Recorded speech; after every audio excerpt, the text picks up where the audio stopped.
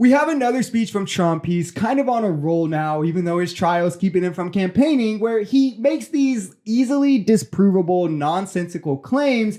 And in this speech, he also possibly hints at his dictatorial aspirations as well. But let's start off with some misinformation, with him mentioning how he's better than Abraham Lincoln for the black community. And honestly, there's been no president since Abraham Lincoln, and perhaps in a certain way, including Abraham Lincoln, but there's been no president since Abraham Lincoln that has done more for the black individual in this country than President Donald J. Trump. For the backstory, Trump was a racist landlord who was sued and fined by the DOJ for racial discrimination. He called for the death of innocent black children, the Central Park Five, and even when they were exonerated, he refused to apologize or backtrack. He told multiple sources he didn't want black people on his construction site building towers and mansions, and he called African countries shitholes and even asked, why can't we get immigrants from nice white countries like Norway or Sweden?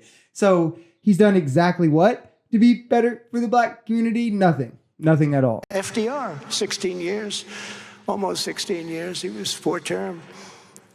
I don't know. Are we going to be considered 3-term or 2-term? You tell me, Ronnie. Now, to be clear, there's no reason he would be considered a 3-term president unless he tried to stay in office and run for a 3rd term, which seemingly he's going here to test the waters of. And of course, his MAGA followers just mindlessly cheer at anything he says, comparing himself to a 4-term president as well. These are the reasons that democracy is truly at stake. January 6th was the trial run, and now he's trying to recalibrate and do it again. Very rapidly. You saw that Nevada just changed their law and it's going to go to a vote.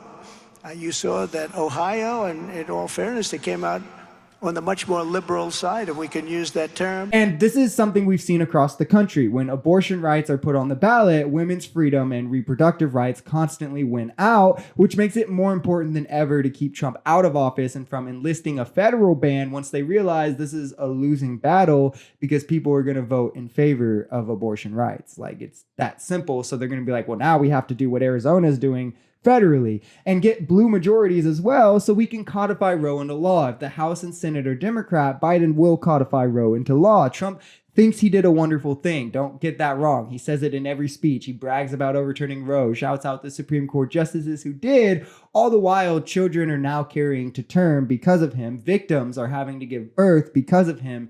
And he wants to come back into office to make this a reality for everyone. If you enjoyed this video, we're Social Society. We're a commentary channel influenced by politics, society, and the economy. We are pretty left-leaning on this channel, but we're open to our right-wingers as well. The biggest thing here is having conversations that get everyone to the bottom of the truth. If that sounds like something that could interest you, consider smashing that subscribe button, leaving us a like, or even commenting on this video. We even have memberships available as low as $3 if you'd like to support, because the only way we become a society is together.